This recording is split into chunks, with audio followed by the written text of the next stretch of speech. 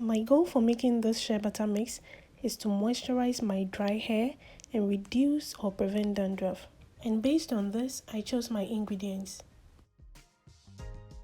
Hello friends and family, welcome back to Rosy Natural, and my name is Rose. In this video, I'll be showing you how I make my moisturizing shea butter mix. This is raw organic shea butter from Ghana. Shea butter is great for moisturizing the hair and scalp and also used for sealing in moisture. It contains vitamins A and E that promotes blood circulation and healthy skin cell growth and has been used by many for hair growth. Grapeseed oil is lightweight and easily absorbed. It adds moisture, strength, and shine to the hair. It also contains vitamin E and omega-6 fatty acids. Grapeseed loosens buildup on the scalp and helps to moisturize dry scalp. Jojoba oil provides protection for the hair against dryness and split ends. It moisturizes the hair follicles, which in effect promotes healthy and thick hair growth. Sweet almond oil is rich in magnesium, calcium, and zinc, which are all essentials for healthy hair growth. It improves scalp condition and reduces dryness and flakiness. Jamaican black castor oil moisturizes the hair, increases blood flow to the scalp, and reduces or prevents dandruff. It also increases hair growth. My scalp loves peppermint essential oil for its soothing effect. It increases blood flow to the scalp and helps with dandruff. But please do not use it on children as its effect is not yet known. I'll also be adding my homemade flaxseed gel, which is rich in vitamin E and omega-3 fatty acid, which nourishes dry and damaged hair.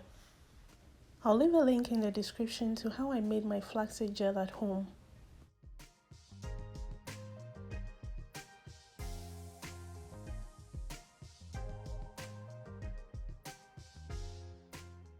So I'll be mixing all of these ingredients in the container in which I'll be storing my shea butter mix. Yes, I don't want to do any transfer after I'm done. But you can also do this in a bigger container or a different container and transfer it with a silicone spatula. I like to mention this because it's very important. Coconut oil is optional. There are a number of YouTube videos in which coconut oil is added to the shea butter mix. If your hair dries out after using coconut oil, then you should omit it. I have used coconut oil in my first few batches of shea butter mix I made, but I can say from experience that my hair is kind of happier with the current oils I'm using compared to the coconut oil. Again, I sometimes use either honey or vegetable glycerin. Those are humectants, and which means that they help retain moisture in the hair. However, if you live in a place with very low humidity, it could rather attract moisture from your hair into the atmosphere. And so if you like to use it in your shea butter mix, then you should proceed with caution. Some people also add aloe vera gel. The point is, you don't have to go strictly by these preparations. You should incorporate the things that your hair loves, especially the oils. So friends, I'll be transferring my shea butter into the mixing container and I'll be using my fork. You can use a hand mixer if you have one. It will make it even creamier. Some people melt the shea butter, refrigerate it, and later whip it, but I prefer to just go by this method. I kind of use the fork to break down the shea butter, and then I add a tablespoon each of all the oils. I later added another tablespoon of sweet almond oil, so that made 2. If you want your shea butter mix to be softer, you might want to add more oil. I love this consistency, and that is why I added this measurement of oils.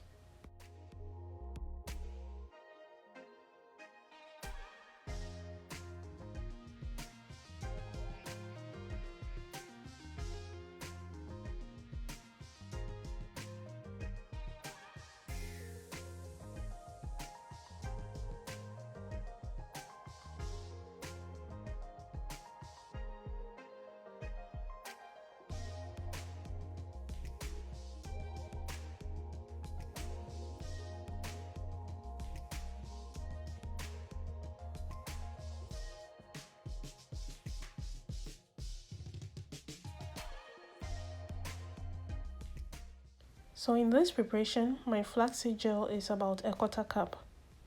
I then use the fork to kind of mash it in a way of mixing them all together until it becomes softer, and then I begin to whisk it with the fork.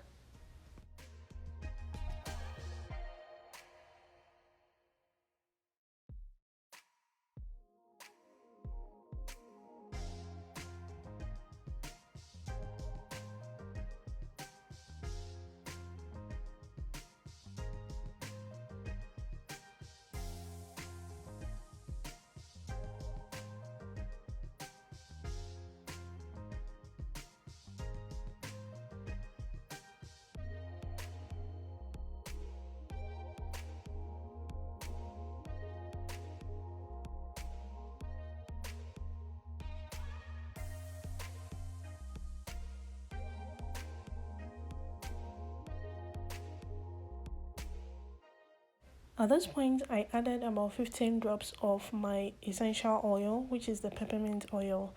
You can use any essential oil that works well for you.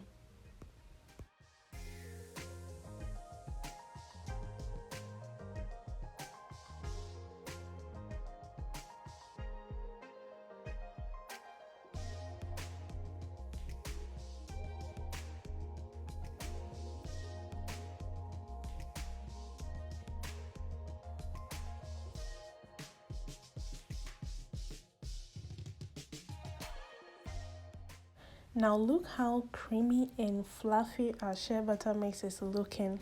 That is where we started from, and this is where we are now. Like I said earlier, you can use a hand mixer if you want to. That even makes it easier. I would love your feedback if you are able to make your own shea butter mix. This might be really helpful to someone, and so don't forget to share. But also don't forget to like, and if you are not subscribed already, please do so before you leave.